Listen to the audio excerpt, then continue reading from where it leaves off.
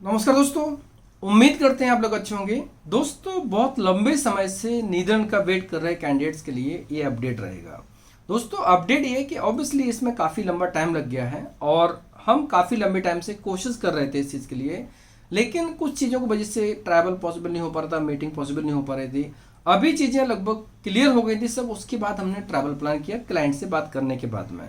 हमारी पोलैंड की टीम जो कि नीदरलैंड जाने वाली है वो 5 जुलाई को जाने वाली है।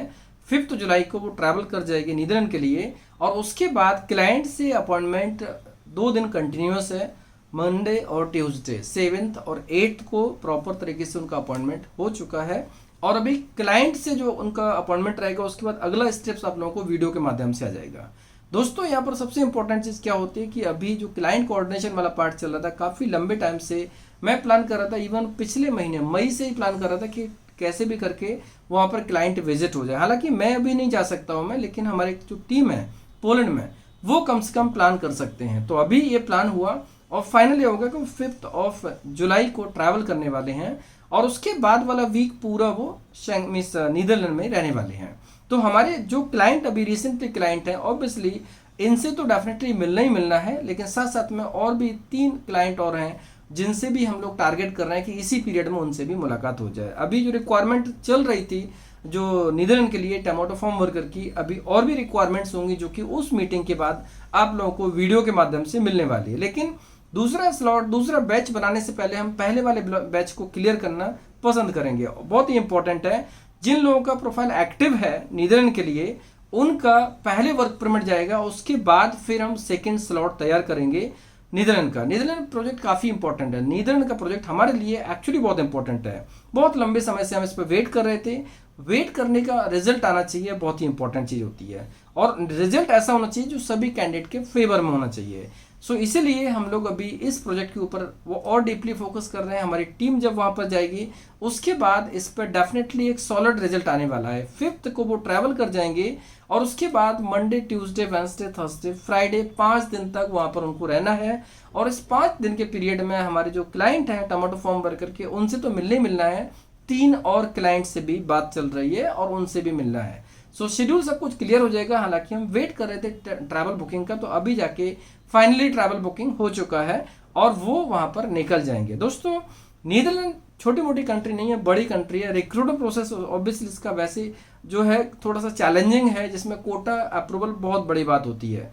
और हालांकि ये जो प्रोजेक्ट है बहुत इंपॉर्टेंट है। हम लोग भी ऑब्वियसली इस प्रोजेक्ट को पहली बार कर रहे थे तो उसमें कई चीज़ें हमें न्यू पता चलें, जिसमें से जो रूटीन प्रोसेस होती है, जैसे पोलैंड का प्रोसेस रूटीन है, जो हर चीज़ सिस्टमेटिक हमें अच्छे से पता है, लेकिन कई चीज़ें ऐसी हैं जो न्यू निकलती हैं। जैसे हम किसी भी कंट्री का भी सपोज कीजिए कि हम जब आयरलैंड का काम शुरू करेंगे तो आयरलैंड में भी कुछ ऐसी चीज़ें भी हो सकती हैं जो हमारे लिए न्यू हो सकती हैं।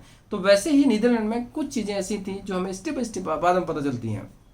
अभी काफ़ी कुछ हम इसके बारे में हमें नॉलेज हो चुका है और हमें कॉन्फिडेंस है कि ये बैच फ्लाई होने के बाद में नीदरलैंड हमारे लिए अच्छा स्ट्रॉन्ग विंग बन जाएगा और उसमें से हमारे पास ये रिक्वायरमेंट रेगुलर होने वाली है।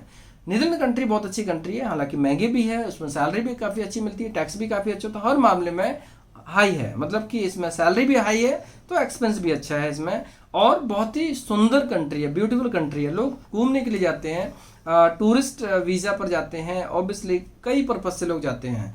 तो यहाँ पर जो एम्प्लॉयमेंट है काफ़ी स्ट्रांग रहेगा, सैलरी करियर सब कुछ बहुत अच्छा होने वाला है और ये सब तब होगा जब हमारे पहले स्लॉट के लोगों का वर्क परमिट एप्लीकेशन चला जाएगा। As per my discussion with client, अभी मैं ऐसा एक्सपेक्ट कर सकता हूँ, मैं क्लाइंट से मिलने के बाद में 2 to 3 वीक्स में हमारे सभी लोगों का वर्क परमिट एप्लीकेशन होने की पूरी संभावना है। तो जैसे इन लोगों का प्रोसेस हो जाएगा, वर्क परमिट अप्लाई हो जाएगा, उसके बाद फिर आपको इसके बारे में प्रॉपर ग्रीन सिग्नल मिलेगा। क्लाइंट से पूरा कंफर्मेशन लेके, मीटिंग के बाद में कंफर्मेशन लेके, अगले स्टेप्स के ऊपर काम करने के बाद ही हम सेकेंड बैच तैयार करने वाले। लेकिन सेकेंड बैच बनेगा, जरूर बनेगा सेकेंड बैच, लेकिन तभी बनेगा जब पहले क्लियर हो जाएंगे, उसके बाद सेकेंड बैच बनेगा और हम इस पर और पोटेंशियल होके काम करेंगे। टाइम लगा, एग्री करते हैं, बड़ी चीज़ में थोड़ा टाइम लगता है और ये जो रिक्वायरमेंट है इसका सक्सेस थोड़ा संघर्षपूर्ण रहा, लेकिन सक्सेस जो होगा तो ऑब्वियसली उसका लाभ हर किसी को मिलने वाला है। प्रोसेसिंग में जैसे मैंने कहा था कि इसमें 7 to 8 डेज नॉर्मल लगने वाले हैं, 1-2 महीना ज़्यादा लग सकता है। जनवरी में इसमें इंटरव्यू हुआ था, जनवरी में इंटरव्यू हुआ था, तो जनवरी से लेकर देखा जाए तो नवंबर तक ये एक प्रकार से नॉर्मली प्रोसेस में हो जाना चाहिए था। और हमें पूरी उम्मीद है कि ये जो प्रोसेस शुरू हो जाएगा, वर्क परमिट अप्लाई हो जाएगा और हमें नवंबर तक वीज़ा मिलने के भी चांसेस हैं। मैं जहां तक समझता हूं, मैं क्लाइंट से बात करके या वहां की R&D करके मुझे ऐसा लगता है कि इस प्रोसेस में अक्टूबर से लेकर दिसंबर के बीच में कभी भी वीजा स्टैंपिंग हो सकता है, क्योंकि प्रोसेस बहुत फास्ट होने वाला है। अभी तक वेट करना पड़ा, लेकिन अब फास्ट होने वाला है। तो जो टोटल प्रोसेस होगा ना, अभी से लेकर जो जो जिन लोगों ने अप्लाई किया, जो पहले स्लॉट में है, मुझे पूरी उम्मीद लग रही है कि 99.9% वो लोग इस साल फ्लाई कर जाएंगे, दिवाली के टाइम पे, दिवाली के बाद, या हो सकता है कि क्रिसमस से पहले, लेकिन इस साल उनकी फ्लाई करने की संभावना पूरी है। तो जो लोग भी प्रोसेस में है उनसे रिक्वेस्ट है कि थोड़ा सा और वेट करें, थोड़ा सा सपोर्ट करें, और इसमें से अभी आपको प्रॉपर तरीके से अपडेट मिल जाएगा। एंड वर्क परमिट अप्लाई होने के बाद में आप बिल्कुल निश्चिंत हो जाना, क्योंकि इसमें रिजल्ट बहुत शानदार है। इसमें रिफ्यूजल्स बहुत कम होते हैं, इसका चांसेस बहुत कम रहता है। तो जो लोग भी वेट कर रहे हैं, प्रोसेस में हैं, थोड़ा सा धैर्य और रखें और हमें सपोर्ट करें। और जैसे वर्क परमिट एप्लीकेशन होता है तो अगले स्टेप्स के लिए तैयार रहें, क्योंकि इस अगले स्टेप्स में बहुत सारी चीज़ें अभी होने वाली हैं। जैसे बैंक बैलेंस वाली बात है, डॉक्यूमेंटेशन वाली बात है, अपोस्टल वाली बात है, बहुत सारी चीज़ें हैं जो आपको अपने लेवल पर रेडी होना पड़ेगा, तैयार होना पड़ेगा।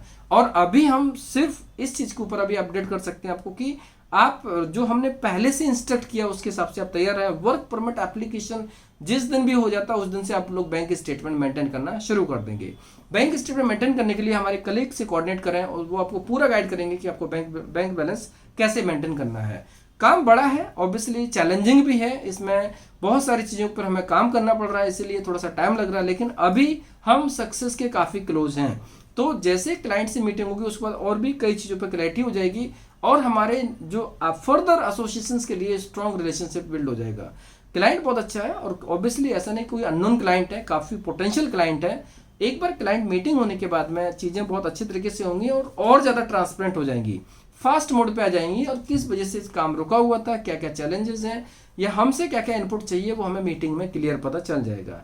तो अभी ये फाइनल अपडेट है कि हमारे कलीग है वो 5 जुलाई को ट्रैवल करने वाले हैं, उसके बाद वाले वीक में आपको पूरी तरह से सब कुछ अपडेट मिल जाएगा। उम्मीद करते हैं वाला अपडेट आपको अच्छा लगेगा।